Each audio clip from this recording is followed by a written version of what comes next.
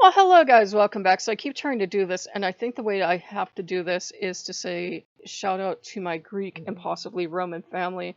See that handsome gentleman that came to my front door today, on the day that I had to tell someone, you're getting propaganda fed to you by somebody that's anti-Greek and anti-Roman, and I can't have this on this channel until you're banned. I actually said that. And I kicked the person off the channel because I said something mean about Aries. They started with Mars, and remember a year or so ago, I had still not sure if it was Mars, possible encounters with Mars. Still not sure, could have been an older form of Aries. But I'm like, oh my God, did you just start talking smack about Aries? And then, like, there's often a undercurrent of Greek and Roman gods are disgusting. Did you just say that on my channel? I literally have Hades right here. Dionysus is on the fireplace. Dionysus is on the bookshelf along with, because he got two, because I love him. I got, yeah, Hermes is where he is, even though he's broken because Odin went to an Odin fit. We have Athena, we have Aphrodite. We used to have Hephaestus, but Hephaestus was like, he tried to be gracious, but it was clear he wanted to die inside when his statue finally appeared, so we got rid of that. But yeah, I love the Greek gods. I will stand up and fight you. And Ares is the one in the background, like, you need to calm down, a balanced soldier, so forth and so on. And Dionysus is like, no, go into a rage, my priestess. Ah.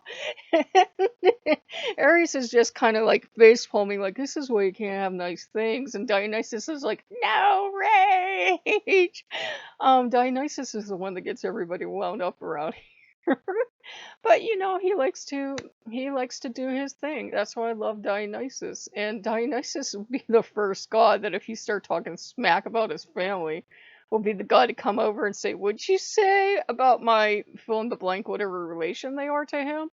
Like, what did you say? I mean, they'd be brothers. They all have Zeus as a father, so they would be brothers. What'd you say about my brother? Did you say something bad about my brother?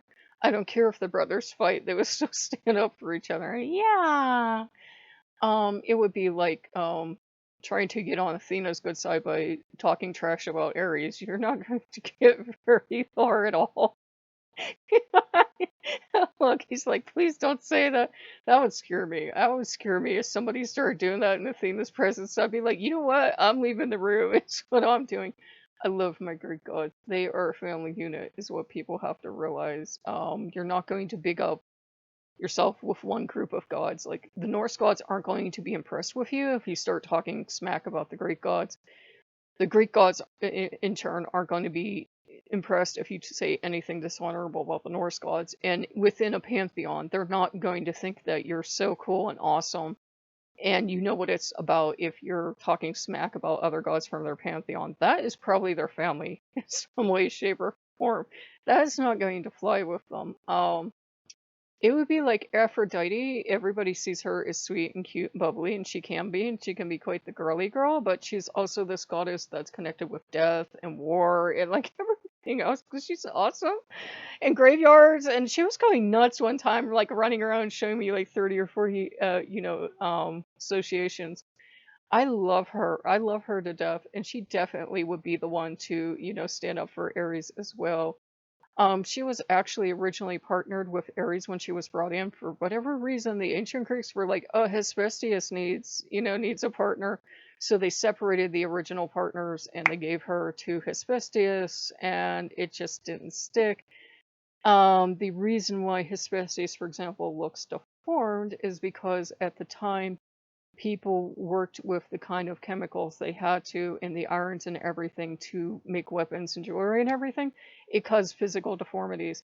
That is why they would have looked like that. There are statues, modern day statues of Hephaestus that, since we thankfully don't use that kind of processing anymore, where he looks hale and hearty.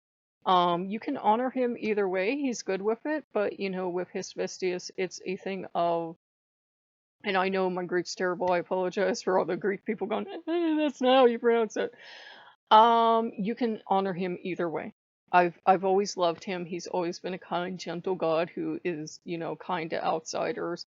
and who always has time for you. He was like one of the first gods I went to because when I was little, you know how mean kids are. I've always, shook from essential tremors and I always wore glasses.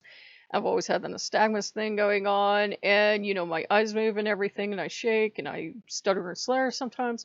He was the very first god to empower me and be like, "Don't let them treat you like that because you're different." He was a little bit scary to a tiny little girl, but he's a big guy, And I did not come from a safe household. He was one of the ones that had to teach me that just, strength doesn't equal bad, strength doesn't equal going to harm you. He was a sweetheart. He always has been. He's always been one of my favorite deities, and I'm not crying, you're crying. And I go, "Aw, back here." And I found that Odin likes the Greek gods and Norse gods can get along. It's just if the Norse don't feel secure with me, that's when they start like trying to push other people to the side. The Norse just have to be first in my life. That's the experience I have. With you, it might be the Greeks. The Greeks might be like, "Hey, have everybody you want, but we're the first, okay?" Everybody tends to get that one pantheon that's like, "You can do whatever you want, but we're the first. We have to come first," and that's fine. Odin is actually one of the ones that was like, yeah, celebrate the Greek gods coming back in because Ganesh is starting to try to take over all the worship.